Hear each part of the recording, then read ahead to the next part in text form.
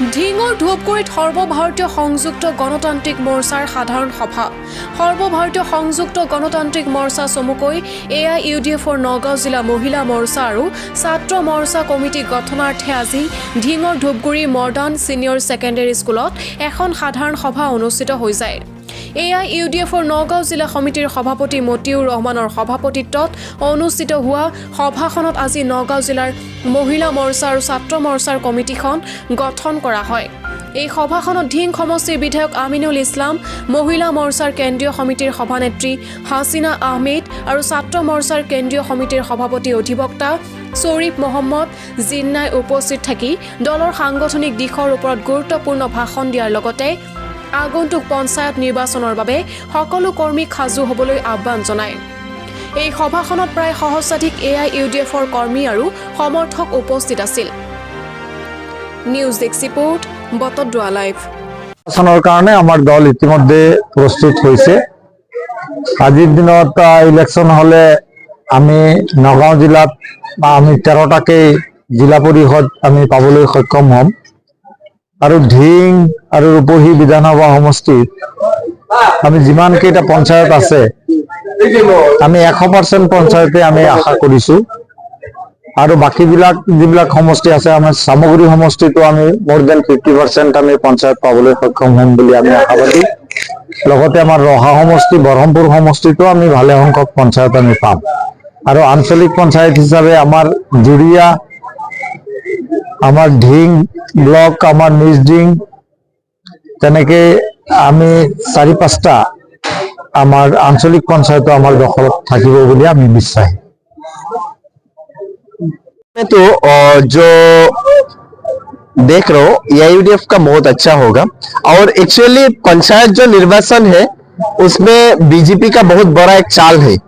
लोगों को डरा के धमका के जो अरुणोदय के नाम पे सबसे बड़ा एजेंडा फैला रहे बीजेपी ने, जो बीजेपी के विरोध चलेगा, सरकार के विरोध, सरकार के खिलाफ जो जाएगा उसका अरुणोदय खत्म कर देगा, उसका अरुणोदय रद्द किया जाएगा। तो ये जो उन लोगों का जो चाल है ये सबसे खतरनाक है समाज के लिए, देश के लिए। क्योंकि देखिए ये देश आगे बढ़ाना है तो गरीबों के लिए जो सरकार जो स्कीम देता है, अरुणोदय देता है, वो कहां से देता है?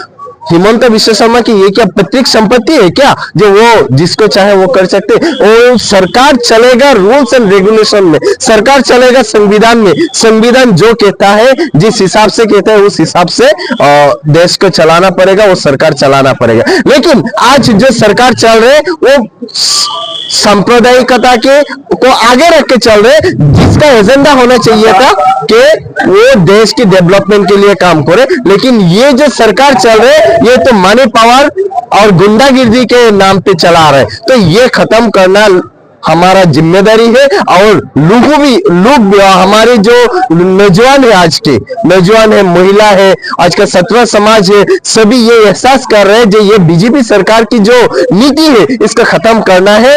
और ये जो सांप्रदायिकता, भ्रष्टाचारिता, इसके खिलाफ आवाज उठाने के लिए हमें सब एकजुट होना चाहिए। तो असम में आज जितने भी ऑपोजिशन है बीजेपी के अलावा और AIUDF जो है सिर्फ सिंगल पार्टी है जो सबसे ज्यादा सेकुलर है, और बाकी जितना पार्टी है मुझे लगता है वो सब प्रार्थिकता प्रदान करते हैं बीजेपी हिमंत विश्व शर्मा के इंस्ट्रक्शन के हिसाब से। तो इसलिए AIUDF is only party who fight for the rights of the general people, who fights for the poor people, who fights against injustice. So we should united with AIUDF.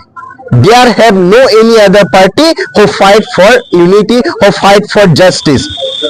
Every party fights only for their fund and money and their power, but AIUDF fight only for the poor people and people who is deprived by the governmental bad policy.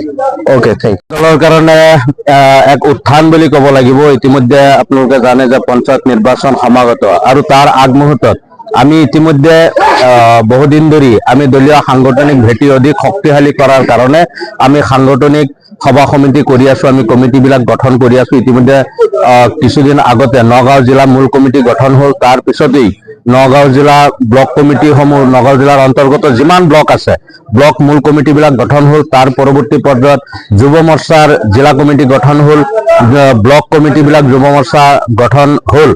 আজি নগাঁও জিলা ছাত্ৰ মৰ্চা আৰু মহিলা মৰ্চা গঠন কৰাৰ কাৰণে আজি ইয়াত সভা অনুষ্ঠিত হৈছিল আৰু আমি যথেষ্ট আনন্দিত আৰু উৎফুল্লিত যে আমি আশা কৰাতকে আমি যথেষ্ট পৰিমাণৰ মহিলা, সুযোগ্য সুবিজ্ঞ মহিলা, জাতি ধৰ্ম ভাষা বৰ্ণ নিৰ্বিশেষে আজি মহিলাসকল আজি ইয়াত উপস্থিত হৈছে আৰু উপস্থিত হৈ প্ৰস্তাৱ আৰু সমৰ্থনত বহুত কেইগৰাকীৰ নাম আহিছে।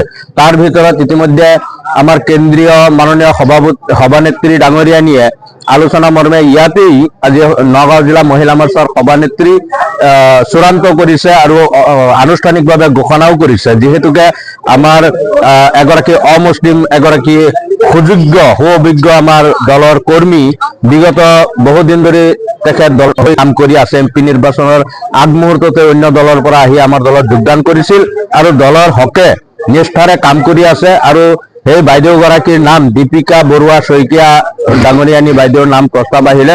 লগতে উচ্চ শিক্ষিত বহুত মাষ্টাৰ ডিগ্ৰী কৰা এডভোকেট এনেকুৱা উচ্চ শিক্ষিত MHC BHC এনেকুৱা ধৰণৰ উচ্চ শিক্ষিত মহিলাসকলৰ নাম আজি ইয়াত সভানেত্ৰী আৰু সভানেত্ৰী উপসভাপতি অৰ্গেনাইজেশ্যন জেনেৰেল ছেক্ৰেটাৰী এইবিলাকৰ কাৰণে প্ৰস্তাৱ আহিছে আৰু সভানেত্ৰী আৰু সম্পাদিকা দুয়োগৰাকী মূল পদবী আজি আনুষ্ঠানিকভাৱে ঘোষণা কৰিছে আৰু বাকী যিসকলৰ নাম প্ৰস্তাৱ আহিছে প্ৰত্যেককে মৰ্যাদা অনুযায়ী যোগ্যতা অনুযায়ী মৰ্যাদাপূৰ্ণ পদবীত অন্তৰ্ভুক্ত কৰিব বুলি আমাৰ কেন্দ্ৰীয় সভানেত্ৰী গৰাকীয়ে ইতিমধ্যে ঘোষণা কৰিছে। ছাত্ৰ মৰ্চাৰ কাৰণে নগাঁও জিলাৰ বিভিন্ন মহাবিদ্যালয়ৰ পৰা বহুত নাম আহিছে সভাপতিৰ কাৰণে আৰু সাধাৰণ সম্পাদকৰ কাৰণে বহুত কেইটা নাম অহাৰ কাৰণে ইয়াত আজি চূড়ান্ত কৰাটো সম্ভৱ নহল। গতিকে কেন্দ্ৰীয় কমিটিয়ে ইতিমধ্যে পেনেল যোগে এই নামবিলাক লৈ গৈছে আৰু অতি শীঘ্ৰেই নগাঁও জিলা ছাত্ৰ মৰ্চাৰ সভাপতি সাধাৰণ সম্পাদকৰ নাম তেওঁলোকে চূড়ান্ত কৰি পদবীবিলাক চূড়ান্ত কৰি ইতিমধ্যে অনুমোদন কমিটিখন অনুমোদন দি তেওঁলোকক হস্তান্তৰ কৰিব। আমি আশাবাদী যে আজিৰ যিটো সভা অনুষ্ঠিত হ'ল প্ৰায় ইয়াত বহুত হাজাৰ আজি কৰ্মীয়ে ছাত্ৰ মৰ্চাৰ ছাত্ৰসকল আমাৰ যুৱ বন্ধুসকল আমাৰ আই মাতৃসকল আজি ইয়াত সমবেত হোৱাই এই কথাটো প্ৰমাণ কৰে যে আগন্তুক দিনত আমাৰ দলৰ ভেটি পূৰ্বতকৈ অধিক শক্তিশালী ৰূপত আগবাঢ়িছে।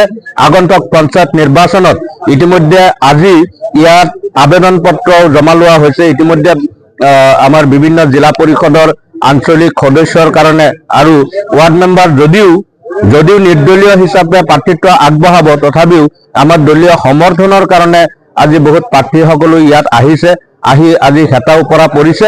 গতিকে আমি আশাবাদী যে আগন্তুক দিনত আমি পঞ্চায়তৰ AP মেম্বাৰ আৰু ZPC ঢিং সমষ্টিত ইতিমধ্যে 4টা জিলা পৰিষদ আৰু 4টা জিলা পৰিষদতে আমি অৰ্গেনাইজ চলাই আছো, কাম কৰি আছো। আমি আশাবাদী যে ঢিং সমষ্টিৰ 4টা জিলা পৰিষদৰ ভিতৰত আমি 4টাই আমাৰ দলে আমি পাবলৈ সক্ষম হ'ম। ইতিমধ্যে ৰূপৈ সমষ্টিৰ 2খনকৈ জিলা পৰিষদৰ প্ৰাৰ্থিত্ব ইতিমধ্যে চূড়ান্ত হৈছে জনসাধাৰণৰ মাজত।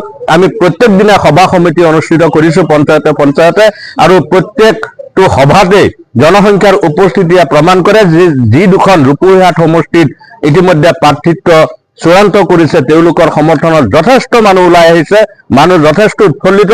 গতিকে আমি আটাইতকৈ বেছি নগাঁও জিলাত